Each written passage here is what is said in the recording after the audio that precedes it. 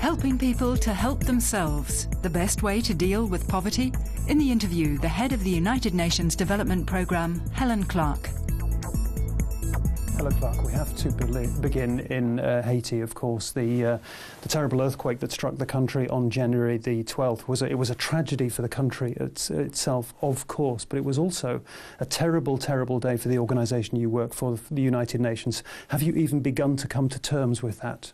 The truth is the United Nations mission there was very, very badly affected. It has lost a lot of people. For UNDP itself, we were fortunate that our people were not in the building that took the major impact, but it has been very, very distressing to the entire UN system to see the casualties and fatalities. And you've been to Haiti yourself, you've been to Port-au-Prince yourself. What can you tell us about your impressions of that visit? I went on the Sunday after the earthquake with the Secretary-General's delegation, and it was truly a devastating and very, very sad sight. To see the buildings collapse from 6 stories into 1, to see the buildings that were still standing, which were clearly structurally unsound, and it gave me a clear visual picture of the scale of the reconstruction to do. And when you talk about the scale of the reconstruction, the efforts to get help to people, there has been, from the first days on the first weeks, there has been some criticism. People have said that whole relief effort has been perhaps a little bit haphazard. Could we have got it better? In all honesty, I don't think so, and I think we're now seeing some more reflection coming through around the huge logistical challenge that the Haiti earthquake in a capital city of 3 million people posed. It was not easy to mount quickly an effective relief operation.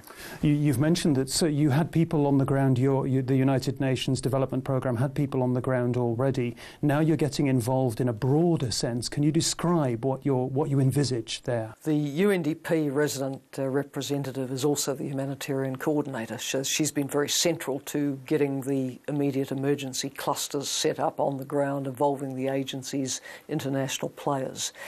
We now are very active on planning the early recovery phase.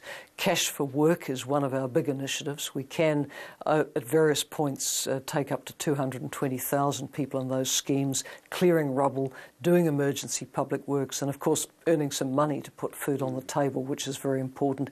And we're part of planning for the medium and long-term rebuild and reconstruction. And that kind of Cash for Work programme, that's not something new, that's not something that you're just inventing now. This is something that your organisation has a good deal of experience in operating that and making it work. Tell me more about that. A good experience, and specifically a good experience in Haiti.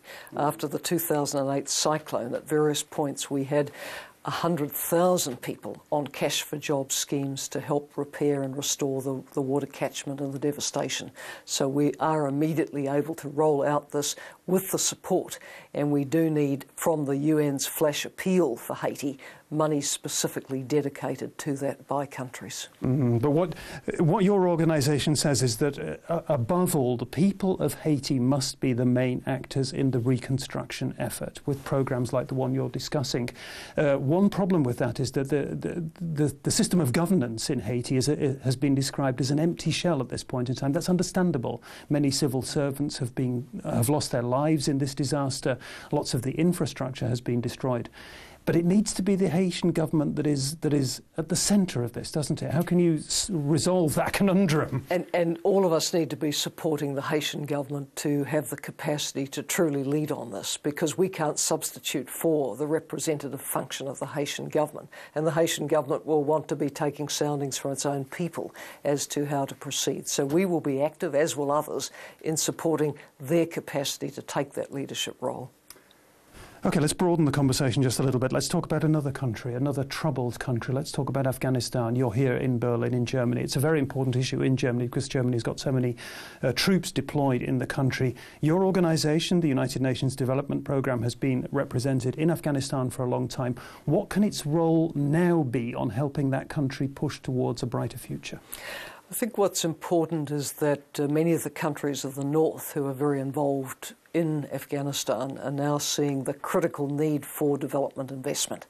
And countries like Germany are coming up with significantly significantly larger sums of money for development. So I think going forward, if we emphasise that, emphasise, of course, building better governance as part of that, and emphasise political reconciliation and inclusive processes which might lead to more buy-in for a vision for the future of Afghanistan by Afghanis themselves, then we'll be on the right track. Let me talk about development aid in general. I'd like to hear about your perspective there. Your organisation has subscribed itself to realising the Millennium Goals of halving global poverty by 2015.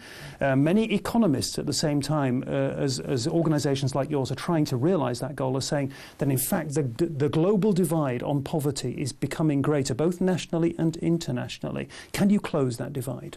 Well, the goal on halving extreme poverty levels from 1990 through to 2015 will probably be met, but largely because of the huge lift out of poverty in China of hundreds of millions of people.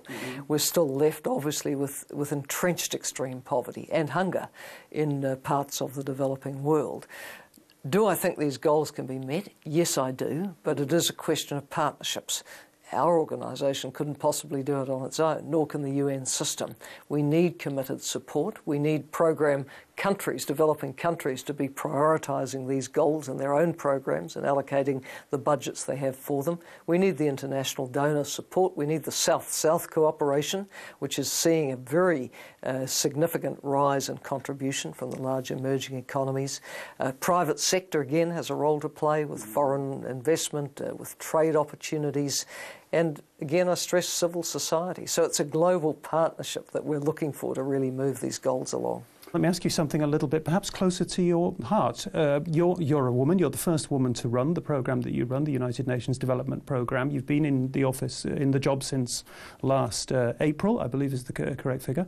How important is the empowerment of women in the battle against poverty, and how important is it for you as a focus of your work? Well, it's obviously fundamental to me because in my life I've cracked my head on a lot of glass ceilings and broken through them. I won't say how many shreds of glass have been left. But we can't achieve the Millennium Development Goals or other goals without the full participation of women. If you're excluding 50% of the population from the progress countries make, you can't make a lot of progress. And what I would observe is that where the Millennium Development Goals falter the most is precisely where the status of women and the needs of women are not given sufficient priorities. So the goal that talks about empowerment of women, the goal of improving maternal health, the sub-goal of having gender equity and access to a universal primary education, we are struggling with those goals internationally, and we need a gender focus on these issues so we can get commitment to resolving that. And you're talking there about banging your head on the glass ceiling, the proverbial glass ceiling. You've always been a little bit of a battler. When you have bad days, when you feel you might be losing the battle that you're fighting for smaller or larger goals, where do you gather new resolves? Because there's always a good story of something that's gone well.